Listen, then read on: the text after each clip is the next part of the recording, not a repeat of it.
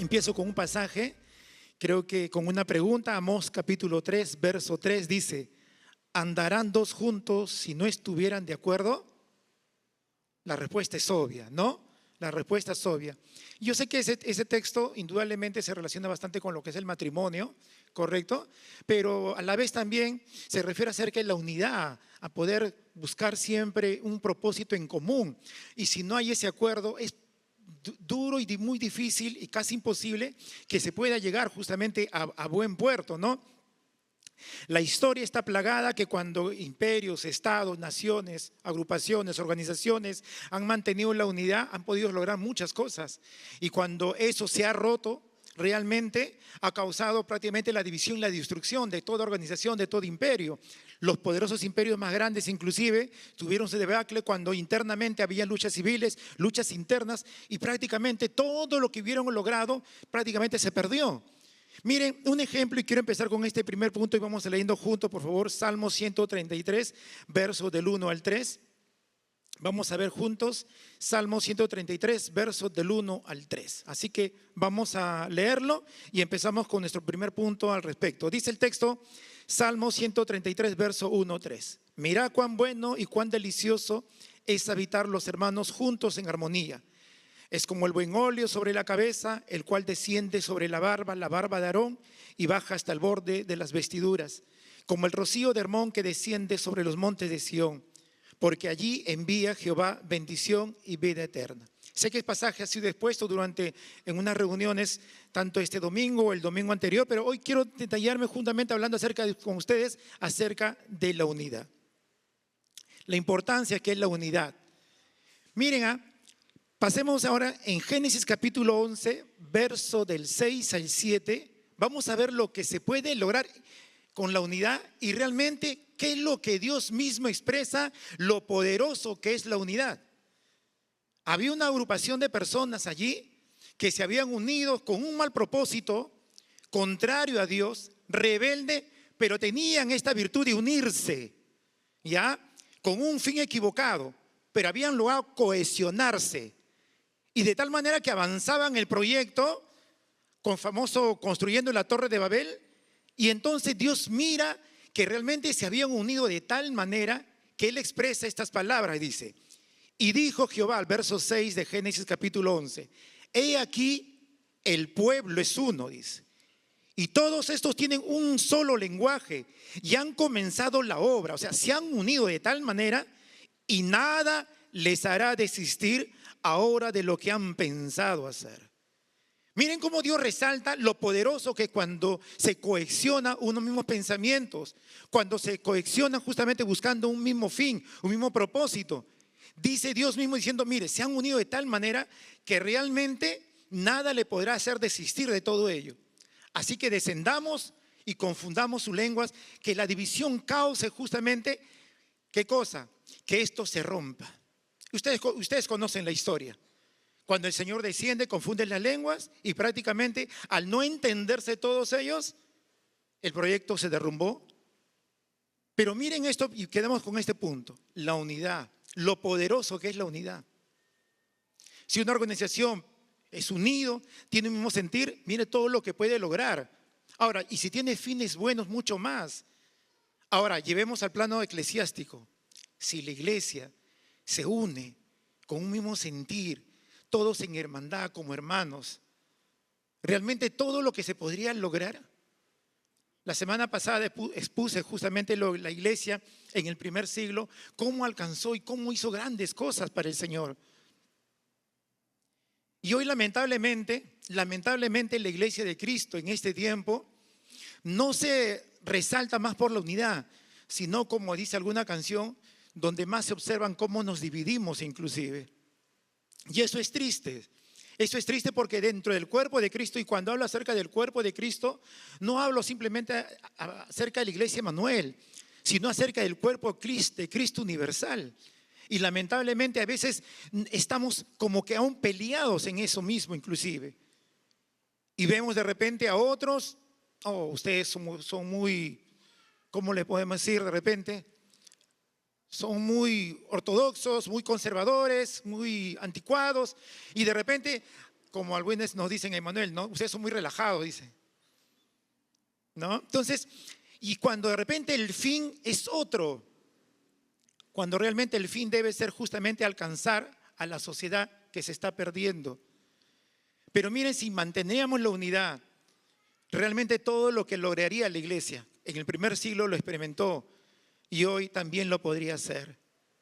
Vi una vez un video acerca de una familia judía, una película, y la familia judía, porque también dentro de la rama del judaísmo hay los liberales, sionistas, como se le conoce también, ¿no? O los conservadores ortodoxos también, ¿no? Entonces, habían dos jóvenes, ambos de ambas familias justamente, un conservador, no sé, habrán visto de repente algunos hasidik judíos que tienen su patilla larga, un mantón como, ¿no? Y ellos son los hasidik, son los más conservadores. Entonces, tenía un hijo esta familia, va al colegio, y la otra familia, un sionista, mucho más liberal, ¿correcto? Mucho más liberal, también tiene su hijo, y los dos se encuentran allí en el colegio. Hacen una buena amistad. Y lógicamente, lo normal que pasaba es que le hacían bullying al chico que se vestía un poco extraño a la sociedad. El otro tenía que defenderlo porque sabía que era compatriota también de él, ¿no? Y entonces va el joven liberal, va a su padre y le dice, papá, le dice, no puede ser posible, mira. A él, no me acuerdo el nombre, dice, su padre le imponen a vestirse de esa manera. Tiene una manera extraña, rara, que es realmente cuando lo ven los demás, provoca que le hacen bullying, dice, ¿no? Y no debe ser así. ¿Por qué ellos son así? Dice, ¿no? ¿Por qué ellos son así? ¿Por qué? Por culpa de ellos también inclusive creen que nosotros los judíos somos extraños, somos raros, somos gente de otra clase y todo eso, ¿no? Pero ¿por qué son así, papá? No deben ser así. Y él estaba disgustado porque por culpa de tradiciones, ¿no? Por culpa justamente de esa manera y ese estilo de vida, su amigo a quien quería tanto recibía el bullying ahí en el colegio.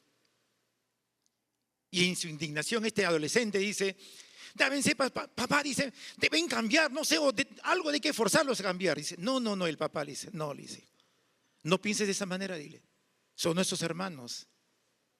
Y mira lo que le dice, tú no sabes que quizás por su radicalismo hoy podemos estar aquí en este tiempo. No necesitamos uno al otro, no necesitamos el uno al otro. Es cierto, podemos ver de repente dentro del cuerpo de Cristo iglesias que son de repente más radicales, fuertemente, pero de repente ellos están haciendo cosas que nosotros no iríamos de repente. Y viceversa, ellos no podrían hacer de repente lo que nosotros también estamos haciendo dentro de la iglesia. Y entender justamente que hay que unirnos, que nos necesitamos uno al otro. Y así también como hermanos aquí en este tiempo, no todos somos iguales, ¿correcto? Hay diferentes temperamentos, caracteres. No necesitamos uno al otro, unos más callados, otros hablan más, otros hablan medios, no sé, pero no necesitamos uno al otro. Somos familia y tenemos que entender que la unidad puede hacer lograr muchas cosas. Y la iglesia, si entendiera eso también, y creo que sí en este tiempo, podemos lograr muchas cosas también para el Señor. Y traslado también no solamente eso, sino a la familia misma en sí. La familia, la unidad en la familia, ¿no? ¿Hay unidad en tu familia? ¿Somos los que provocamos que haya la unidad? ¿O somos los que de una u otra manera, a veces porque de una u otra manera quiere aflorar nuestro egoísmo, no cultivamos, no incentivamos ello? O quizás nuestro orgullo mismo hace que no seamos los mediadores mismos, porque de repente algunos de ellos nos hizo daño cuando somos llamados inclusive a guardar la unidad dentro de la iglesia y aún dentro de nuestra propia familia. Si hay alguien que debe unir realmente, buscar la unidad, somos nosotros. Somos nosotros. Independientemente de cuánto daño nos hicieron las personas inclusive. Si tenemos que ser agentes de reconciliación, lo tenemos que hacer. Lo tenemos que hacer. Independientemente las heridas que nos hayan provocado. Me acuerdo cuando un tiempo pasado, un familiar mío, a ver, ¿cómo les cuento? De repente me están viendo por video y va a ser él. Pero la cosa es que a veces hay situaciones que te marcan y te duelen, te hieren ahí, ¿no? Y de pronto cuando ves una situación de repente que les va mal, dices, podría decirte, ahí está, pues, ¿no? Se lo buscaron, ahí está. Y a veces uno le trata de darle el texto bíblico todavía, ¿no? Ah, lo que han sembrado, hoy están cosechando entonces. ¿Y qué tal cuando de repente aquellas personas te dicen, por favor, quiero que vengas y que tú hables, reconcilies, o busques, por favor, que nos una, dice? Y cuando aquella persona te hizo tanto daño, una oportunidad para poder decir, ahí está, pues, ¿no? O la oportunidad de decir a lo que Dios nos ha llamado a reconciliar a las personas. Yo sé que no es fácil, porque uno humanamente, yo decía en ese momento, Dios, no, mira, yo es suficiente que yo no he hecho nada ya malo para cobrar venganza. Ahora tú me pidas que yo sea el vínculo para que esto puedan reconciliarse y puedan estar unidos. No, tanto daño que me hicieron, yo he hecho suficiente y creo que he hecho lo bastante suficiente, poniéndome a un costado, diciendo, ya no pienso mal con ellos, que ellos hagan su vida y yo estaré ausente de ellos. Pero ahora tú quieres que yo vaya y que sea yo el que provoque la unidad para que les vaya bien. Bueno, el Señor tenía que decirme, para esto te he llamado, pues. Y en esto demostrarás si los has perdonado. Indudablemente no es fácil. Pero como el amor de Dios ha sido derramado en nuestros corazones, porque así es el texto, ¿no? El amor de Dios ha sido derramado en nuestros corazones, entonces tenemos ese amor para poder hacer eso. Porque nuestro amor tiene un tope, tiene un techo, no puede hacer más. Pero el amor de Dios no tiene techo. Entonces sí se puede hacer cosas así. Amén. Porque para eso Dios nos ha llamado.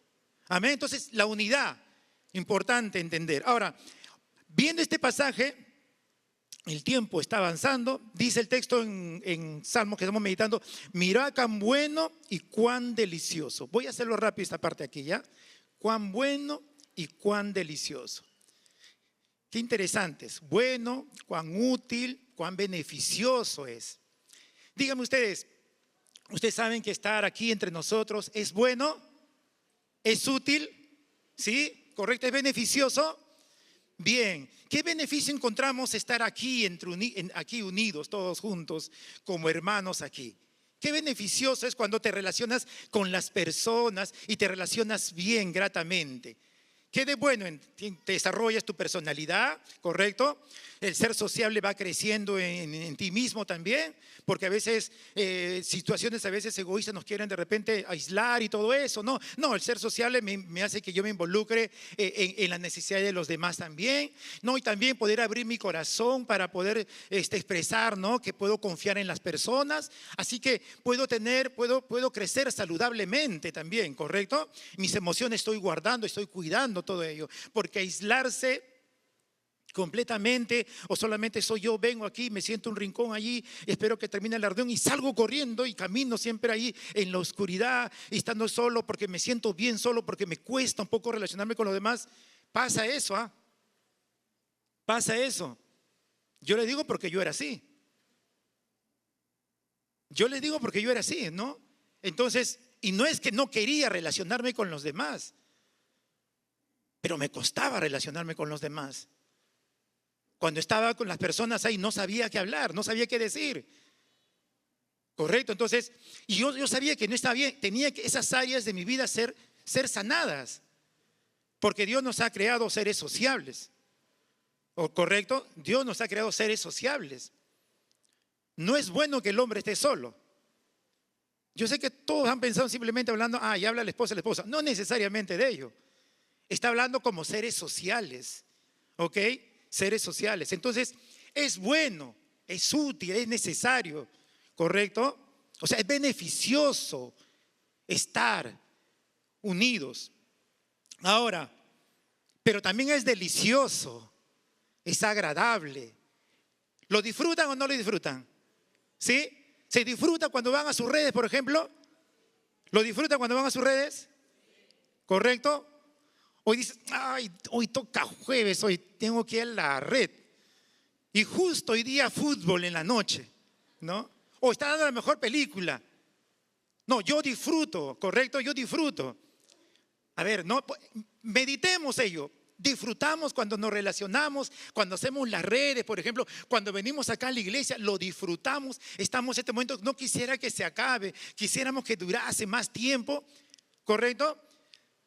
Porque aprendimos lo que dice el texto, cuán bueno y cuán delicioso es. O sea, miren estas dos cosas para poder entender lo que el salmista está diciendo. O sea, el congregarse, el estar aquí en armonía es bueno, es útil, beneficioso, pero también es delicioso y lo disfrutamos. Porque a veces puede ser uno y una parte nomás y otra no. ¿Cuántos conocen el tokosh? ¿Conocen el tokosh? ¿Es bueno? Es bueno. ¿Es útil? ¿Es beneficioso? Ahora, ¿es delicioso? ¿No es agradable, sí o no? ¿Algunos lo comemos así? Ya. Pero miren, el habitar juntos en armonía tiene estos dos adjetivos. Es bueno, pero también es delicioso. No es como el tokosh. ¿Me dejo entender? Ya, así esas propiedades tiene. Y lo que el salmista está diciendo justamente esto. Es beneficioso, es útil para nuestro bien, pero lo disfrutamos, es delicioso, hermanos. Es bueno estar con mi hermano que está al lado, correcto, y bendecirlo.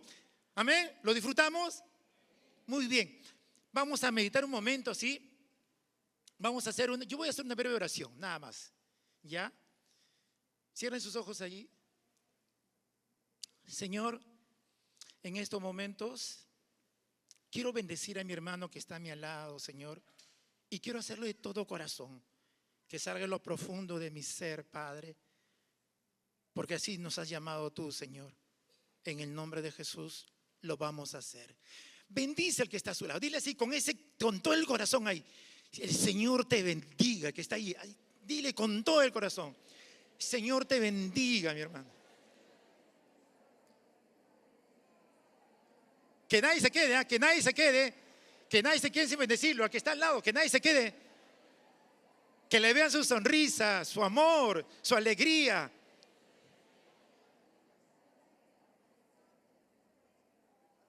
He visto los rostros y realmente lo disfrutan, pues, ¿se dan cuenta? Es delicioso, es habitar los hermanos juntos en armonía. Amén. Mire, ¿ves? Estábamos en un momento de repente como el tocos. Estaba aquí, es útil, pero ahora lo estoy disfrutando, ¿eh? Amén. Cuán bueno y cuán delicioso es habitar los hermanos juntos en armonía. Qué lindo es como el salmista lo expresa, ¿no? Y qué manera de utilizar esos adjetivos para decir justamente la profundidad que es justamente habitar los hermanos juntos en armonía. Claro que viene esta parte que es juntos y en armonía, ¿no? Porque imagínense si estaríamos peleados. ¿No? Señor te bendiga.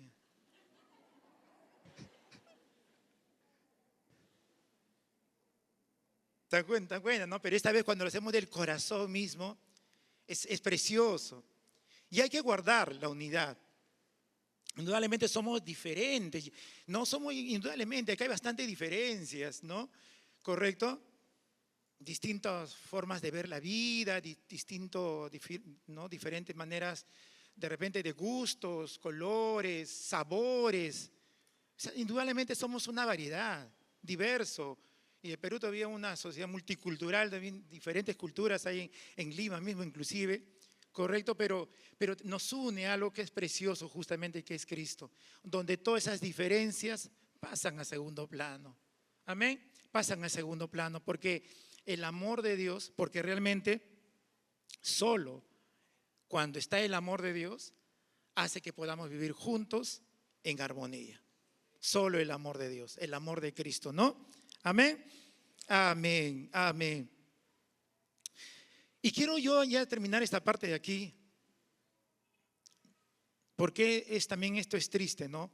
Y lamentablemente a veces nosotros como seres humanos sin querer, a veces el egoísmo mismo, ¿no? Como que sin querer, sin darnos cuenta, tenemos actitudes a veces un poco, a ver, no sé, divisorio, y el extremo mismo inclusive poco discriminatorio a veces inclusive, ¿no?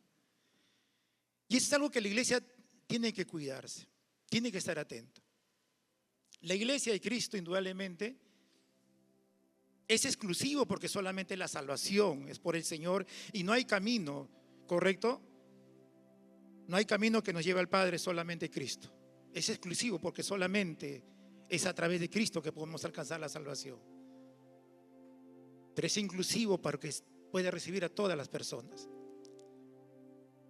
Y la iglesia tiene que darse cuenta, porque tanto la iglesia primitiva en el primer siglo, que leímos la otra vez cómo daban sus cosas y todo ello, llegó un momento que a veces permitió algo, como narra justamente en la epístola a Santiago, cuando a veces la iglesia comenzaba a discriminar entre ricos y pobres, aquel que tiene con aquel que no tiene. Cuando viene un rico, decía Santiago, cuando viene un rico ustedes van y le dan los mejores lugares, todo ello, ¿no? Pero cuando viene una persona pobre, ¿qué le dice? Tira, ahí siéntate un costadito, dice. Y a veces el ser humano por naturaleza tiene esa tendencia. Desde lo más insignificante hasta ridículos inclusive, pero tiende a veces esa tendencia de sentirse superior por algo insignificante inclusive. Los que de repente escuchan música criolla discriminan a aquel que escucha huayno. ¿Han escuchado eso a veces? ¿Sí o no? Pasa. Los que viven de repente en el llano discriminan a los que viven en los cerros. Los de tez blanca de repente algunos discriminan a aquellos, porque a veces es triste cuando a veces hoy se habla ese término, ¿no? Marrones. ¿Han escuchado? ¿No lo han escuchado? Esta es la sociedad que vivimos. ¿Correcto? Y a veces cuando ves noticias o a veces algunos comentarios ahí dices que al punto de instituciones no contratan ese tipo de personas, por ejemplo. Pero la sociedad vive así y de la sociedad no debemos sorprendernos. Siempre tiene esa tendencia. Pero la iglesia de Cristo no puede ser así. La iglesia de Cristo tiene que abrazar a todos, al que tiene, al que no tiene, al de tez clara, oscura, ¿correcto? La iglesia de Cristo tiene que abrazar a todos, al que es callado, al que es introvertido. Algunos hasta a veces prejuzgamos, ¿no? Él es sobrado. Y no es que sea sobrado. ¿Tú sabes cuánto quiere luchar él por querer socializarse, ¿no? Con los demás. Y a veces prejuzgamos ello. Y a veces nosotros, y hablo a los mayores, no a las personas nuevas que están viniendo acá, sino a los mayores que tenemos años en la fe ya. Debemos ser las personas que busquemos justamente ello en los demás. Y tenemos que cuidar nosotros ello, la unidad. Porque si hay algo que pueda justamente destruir lo más grandioso, como le dice la palabra, es esas pequeñas cosas que a veces podemos permitir en el corazón. Somos familia, somos hermanos. Y como hermanos tenemos que nosotros experimentarlo y vivirlo también para con los demás. Que Dios nos ayude realmente en este tiempo para poder hacer ello. ¿Saben? La división destruye todo eso. Y yo quiero tocar un pasaje simplemente ya para finalizar. Dos pasajes. La primera es esto. Pablo entendía lo poderoso que es la unidad, pero también lo que puede causar la división. Y él utiliza inclusive ello. Miren, le voy a mencionar y usted lo leen en casa, Hechos 23, 6 y 8.